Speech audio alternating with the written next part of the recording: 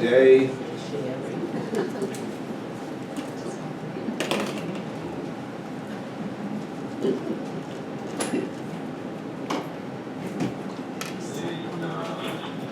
Start a new one, order.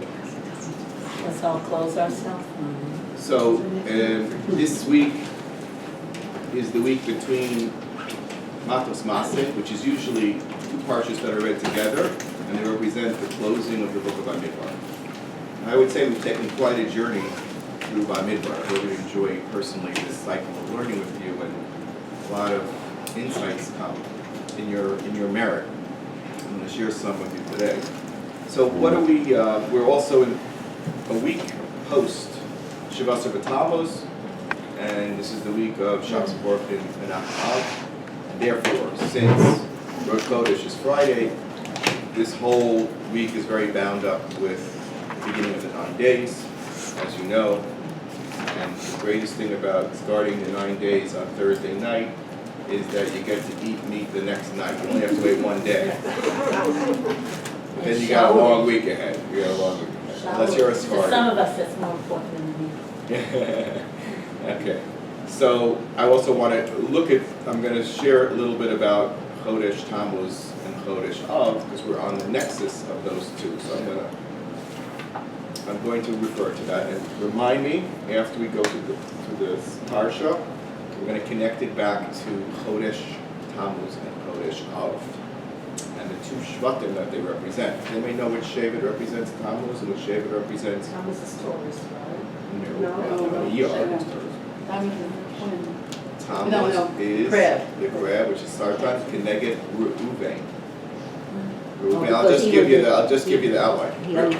Reuven, Tammuz, Shimon,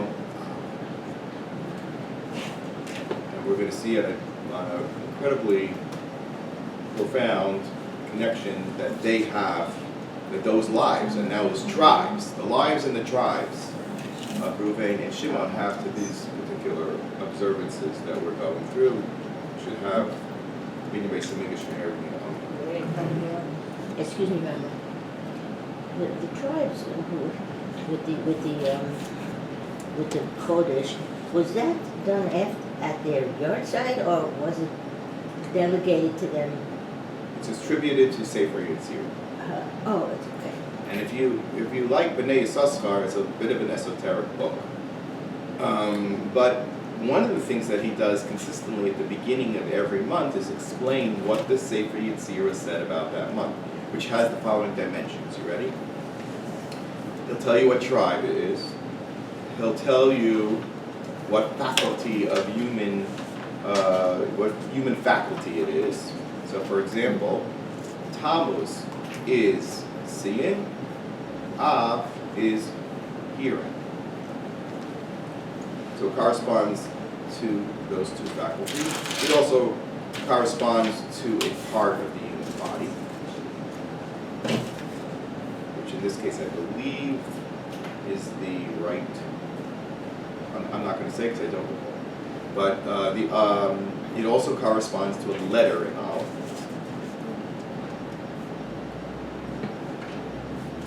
And it so happens that those letters are very powerful, including the letter Hey. Hey, which is negative of. Remember, there's Hey things that happen in Av, and Hey things that happen on Shavasar B'Tammuz. Moshe Shapiro, in his very illuminating sefer, takes the B'nai Yissaschar and expounds on it. And maybe perhaps we can expound on it a little further. But first, we will go into the parsha. And I'm going to give you a series of questions. The beginning of the parsha, I'm talking about Parshas Matos, reads as follows. We given by Daber Moshe El Roshei Hamatos Livnei Yisrael Lemor Zeh Hadavar Asher Tziva Hashem. It seems like, as Rashi says, he's giving over this portion of the Torah, not as usually to Bnei Yisrael as a whole, and not to Aaron or his Banav, as you find in a lot in Sefer Vayikra, but rather to the Roshei Matos, who are the Nisi'im, the heads of the tribes. And Rashi says, Chalak kavod l'Nisi'im l'lamdim tchila v'achar kach l'bnei Yisrael. However, this was not to be understood that this parsha of Nidarim, when I say Nidarim, everybody knows what I mean. You take a vow, and under certain circumstances, and Yaacov Dvara, it's binding. It's an amazing thing. The human capacity for speech creates kedusha, just like what created reality, the words of Hashem. Hashem, one of our great powers, in fact, our greatest power, is the power of speech, which distinguishes us from the animal world, except for Bill and Thumb.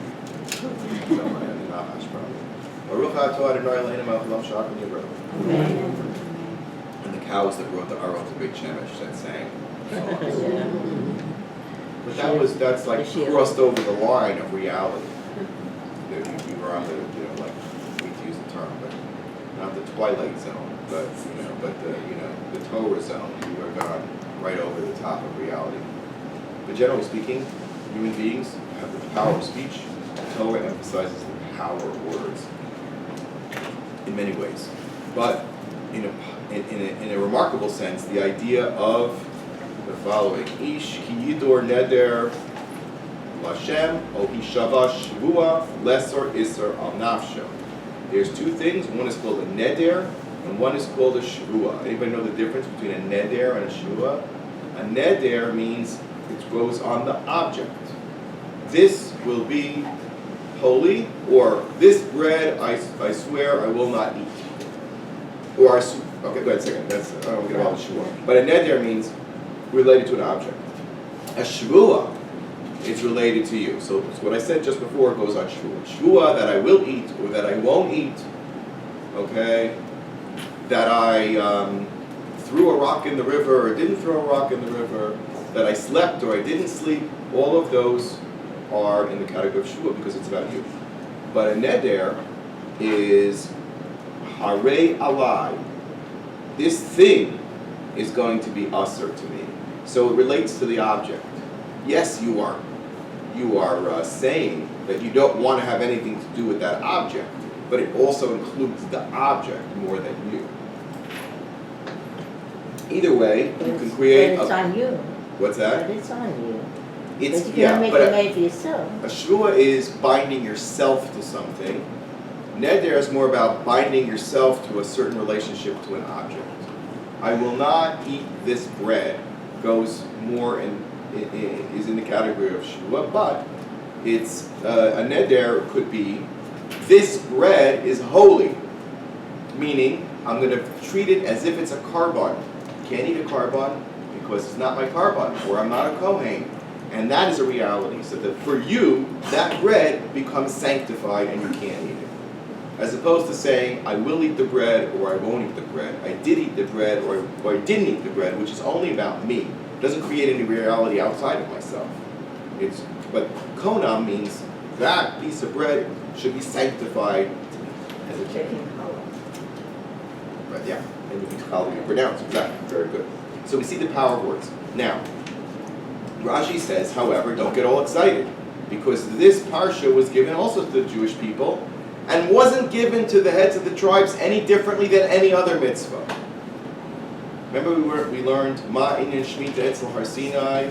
All of the mitzvahs were given Har Sinai, right? So too, all of the people heard this parsha Nidar in the general sense, which means it was Moshe taught it to Aaron. And Aaron, and then in the company of Aaron and his children, and then in the company of Aaron and his children and the 70 elders, and then in the company of Aaron and his children and 70 elders and the heads of the tribes, and then in the company of everyone. So Torah was repeated multiple times, and that's why there's levels of both written Torah and oral Torah. So you might say that the basic level of Torah, everybody got it. But the advanced Gemara and Mishnah that was deeply embedded in those words, less people got. And as you went up the chain, even less. Moshe knowing it all, Aaron and his Bana receiving some, Skating a little bit less, etc., etc. So why do we single out the mitzvah of Nidarim to the heads of the tribes of all the mitzvahs in the Torah? That's question number one. Right? The mitzvah of vows is somehow in the Torah linked more to the Roshei Matos than anybody else. But why? That's question number one. Question number two is that the main theme of this parsha is what? This past week's parsha was the war against Midian, which was a very unusual war. Okay? Now, I remember last year we went into this, but I'm not going to do it again, but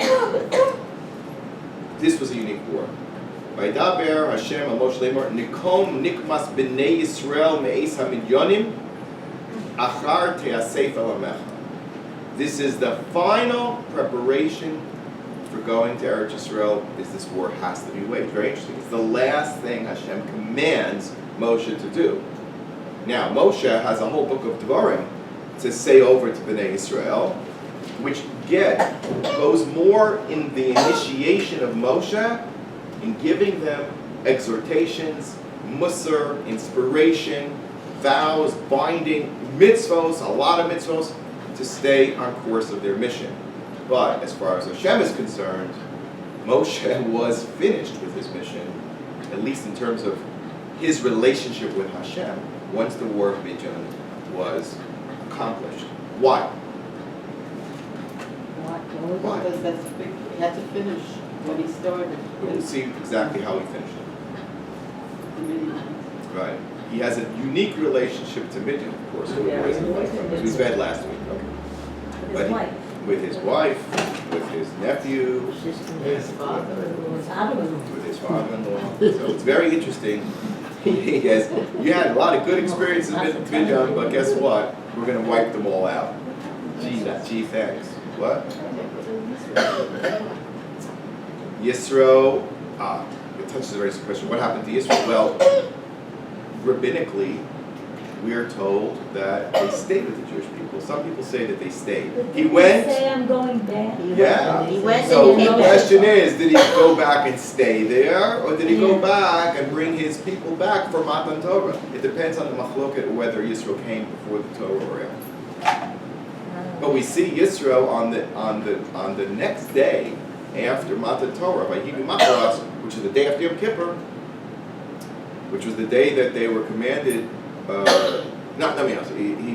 was there for the second Luchos. He was there for the second Luchos, not for Matan. But he's not. But some say he was there even before by Shavuos, and then he went after Cheda Egel, and then he came back for Yom Kippur. But he wasn't killed.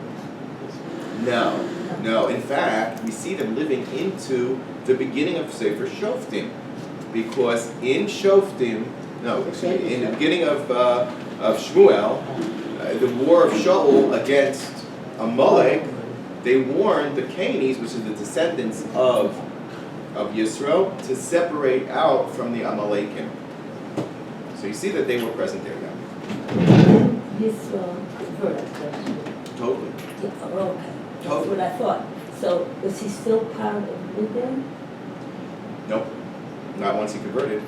That's what I thought. There wasn't a war on Yisro, Chas v'Shalom. No, His family, that's what they I'm all saying. converted. But you still say that he might have gone back. That's when. It's a debate, and they're showing him what he did. Some say he never left. Some say he left and never came back. Some say he left and he came back.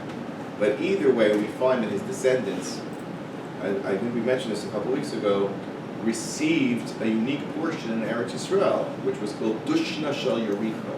Yericho is the key to the door of Eretz Yisrael, which is why it's so incredibly evil that it was given to Arafat the very first thing, because it is the gateway to Eretz Yisrael. They gave him the keys.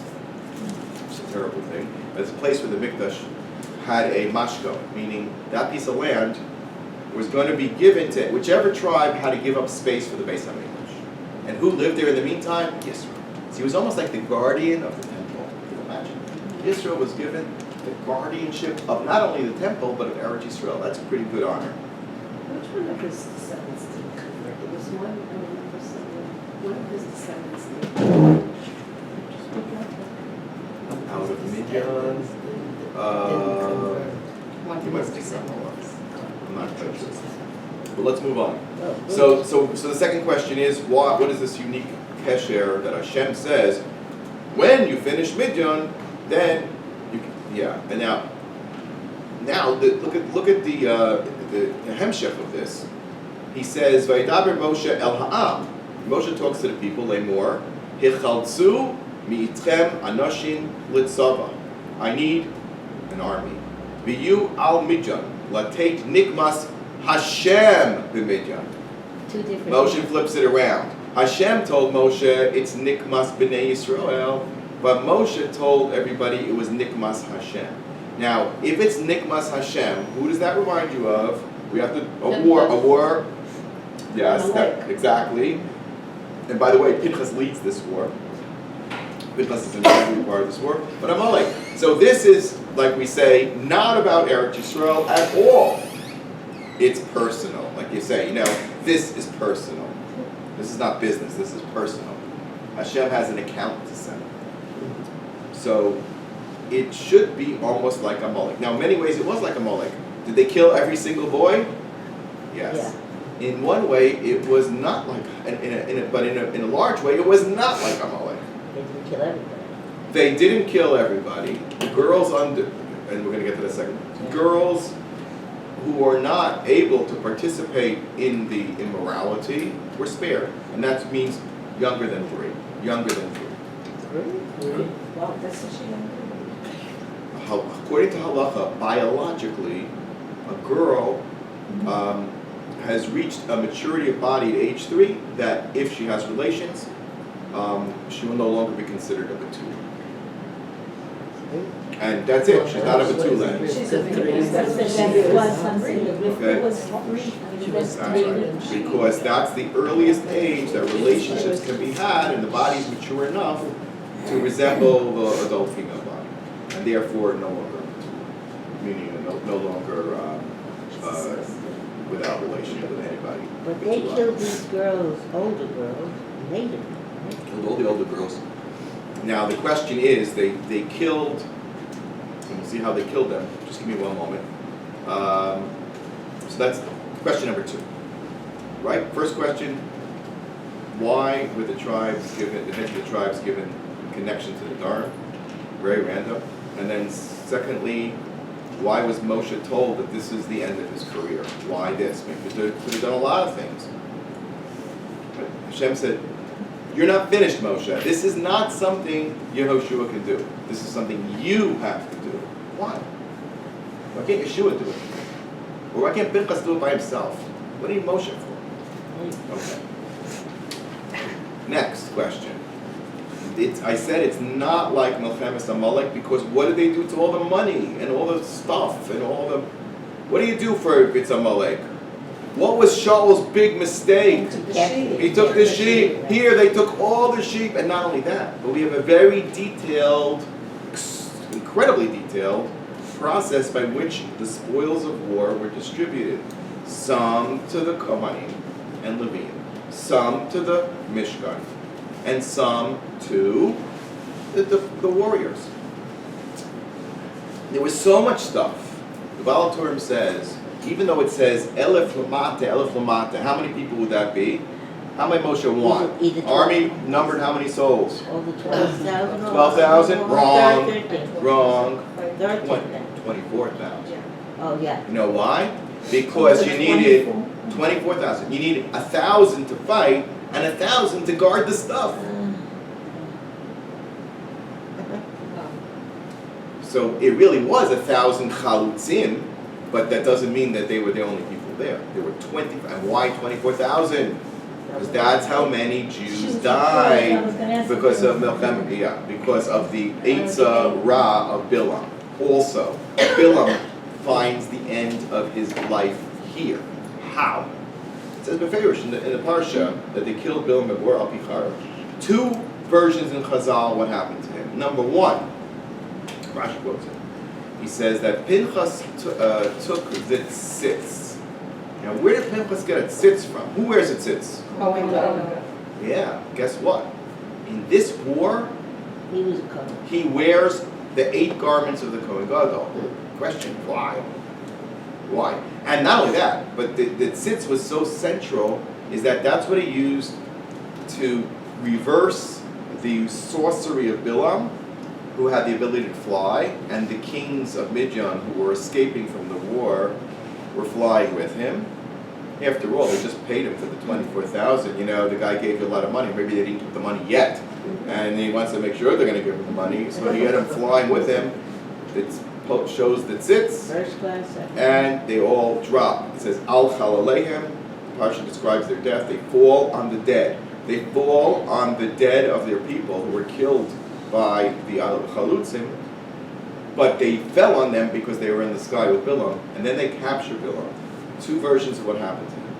Or Pinchas killed him on the spot, just like he killed Zimri, or he took him back to Moshe Rabbeinu, to the Bezdin of Moshe Rabbeinu, and they tried him for sorcery, which is, I guess, considered avodah zarah even for Ben Noah, and they put him to death by the court of Moshe. What? He needs a trial? This guy needs a trial? Kill him? No. He had to be brought back to the court of Moshe. Why? Next thing. The little girls. What? Sorry. Go ahead. Just like they were able to transform themselves into the sheep, Amalek, couldn't they do that with these little girls? But why were they spared? That's a good question. What was the It's a really question? good question. What was the It's like, question? why did they turn themselves into little girls? I guess they, you know, it was like beneath them. They said, I don't want to be a little 3-year-old girl. You know, somebody's going to marry me. You know? She asked why Bilam couldn't change himself into a little girl. Because I don't know. sorcery. Somehow the sorcery doesn't cover Doesn't that. do that. But the Maybe sorcery it was did limited. give them the ability to fly. We find this later, Gemara Sanhedrin, referring to Yoshua, that he took the shame and was able to do miracles using the shame of Hashem that he got from his Rebbe, Yeshua. He Okay? also was, he could also fly. That's what the, yeah, that's what Basically, Gemara put it said. in put it in the sky or something. Yeah, he had to get it out. What was Okay. this, I'm sorry, the first one, he was tried by Moshe's court. Or he was killed by Pinchas on the spot. 2 versions. Good question. How could a Kohen Gadol, who epitomizes, he's not even allowed to go to a funeral Of his parents. of anybody. The only thing he can do is what? Mace mitzvah for the covenant of another Jew, which is really remarkable. But a Kohen He Gadol's already gonna was the Kohen. No. They Elazar said- was the Kohen Gadol, which makes the question even more compounded. What right did he have to wear Elazar's begadim into the war? Like, what's that about? Because he was the war, of course. Right, Kohen Meshuach Milchoma. Okay. But he had a Hold on to special, that thought. he had a special. He had a special, dish, a right. special Kohen Gadol. Now, it doesn't mean that he wore the self-same garments of Elazar. It just means that he wore a set of the But Kohen they Gadol. ate Right. the- He didn't take it off Elazar's head necessarily, right? Did the Kohen go wear the sits all the time? All the time. And he wore tefillin. There was a place right above the tzitz for the tefillin, right underneath, right before the Not mitzvah just- to have. not They wore just- small tefillin. They When didn't he wear giant, slept? like Chabad. What? Well, Rabbi Tom wasn't here. I want to just move on, so I want to ask a whole the questions because we're just not going to cover the ground. Hold it. I'm happy to answer it. Hold it. Okay, so the little girls are killed. Now, but that wasn't what actually happened right away. Moshe Rabbeinu got angry, being the person in charge of the war. V'yetzu Moshe v'Elazar Kohen v'chol Nesiah ha'eda. Why does everybody have to come with Moshe? Everybody comes with Moshe. I guess if Moshe goes, everybody goes. But you find you find everybody.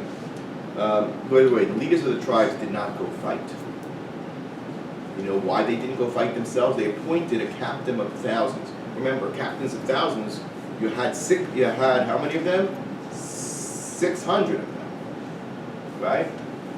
How many is that per tribe? Roughly. Well, it doesn't go that way exactly because there are thousands, different numbers of tribes. Yeah. So out of those 50 people, 12 were chosen. But not the. You know why? Because Shimon's Nasi was dead.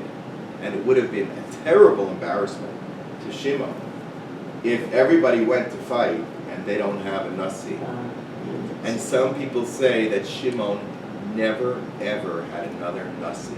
They had the most amount of people killed from their tribe. 24,000. The entire population that was died in the plague, according to Meforshim, died from Shevet Shimon, which explains why his numbers in previous counts are very large, and here it's all the way down to 22,000. What's the name of this list? Shlumiel ben Surishadai, otherwise known as Zimri. Zimri, because he was cut up. So, the Zamir is He also never really got a nachal. right. We'll get to that. We'll get to that. One of the strangest episodes in Tanakh is how Shimon got his portion of Israel.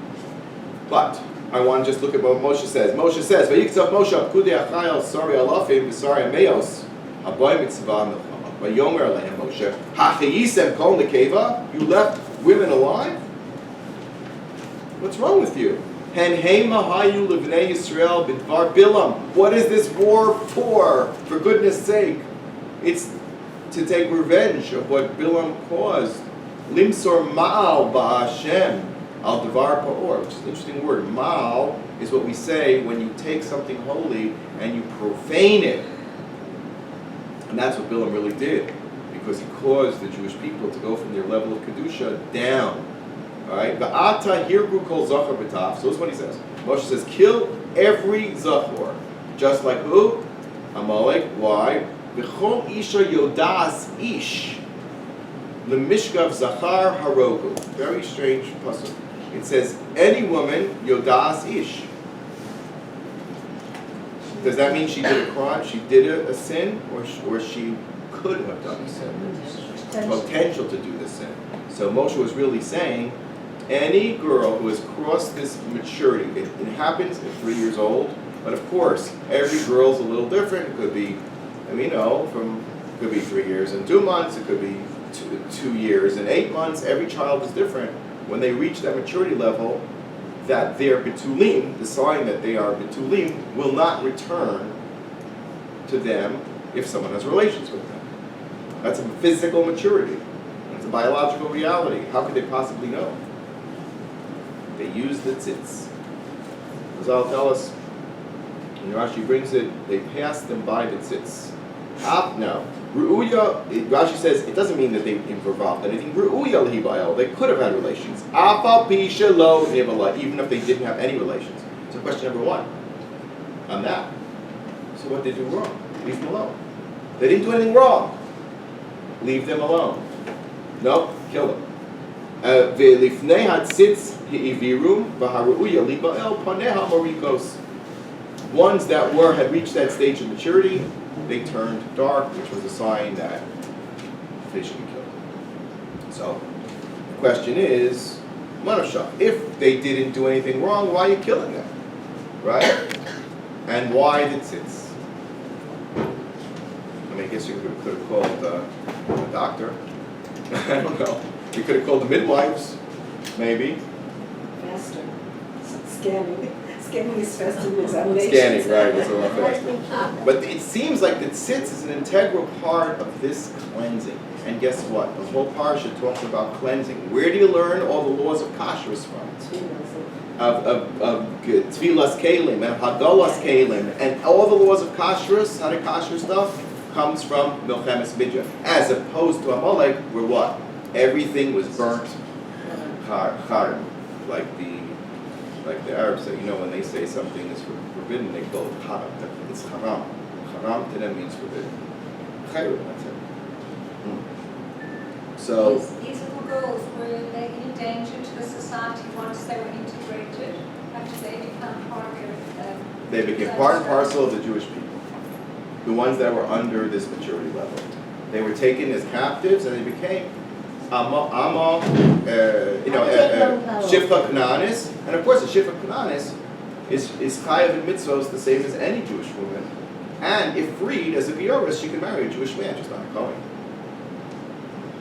And wait, one more thing. A Jewish man can produce a child with her if he's an Eved Ivri. Jewish child.